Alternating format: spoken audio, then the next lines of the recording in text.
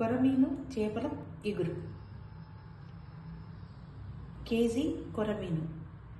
KG కొరమీనుకు ఉప్పు, పసుపు, కారం, నిమ్మరసం కలిపి ఒక అరగంట సేపు పక్కన పెట్టుకోవాలి. ఇప్పుడు ఒక ప్యాన్లో 5 నుండి 6 స్పూన్ల నూనెని తీసుకొని వేడి చేసుకోవాలి. 1 టేబుల్ స్పూన్, సన్నగా కోసి పెట్టుకున్న ఉల్లిపాయలు, పచ్చిమిర్చి, చిన్న సైజు టమోటాలు 2, ఇవి ఇలా చిన్నగా కట్ చేసి పెట్టుకోవాలి. ఇవి మెత్తగా అయ్యేంత వరకు వీటిని కాసేపు దూరగా వేయించాలి. ఇలా దూరగా వేయాక ఇందులో 2 టేబుల్ స్పూన్ల అల్లం వెల్లుల్లి పేస్ట్ను కలపాలి. ఎండు మిరపకాయలు, ఎండు కొబ్బరి, ధనియాలు, జీలకర్ర వీటిని వేయించి పొడి చేసుకోవాలి.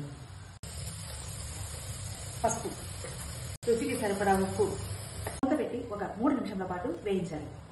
వేయించి పెట్టినటువంటి ఎండు మిరపకాయలు, కొబ్బరి, ధనియాలు, జీలకర్ర పొడి, 1 టేబుల్ స్పూన్ పెరుగు మీగడ, కొద్దిగా నీళ్లు, ఉప్పు, నిమ్మరసం కలిపినటువంటి కొరమీను చేపలు.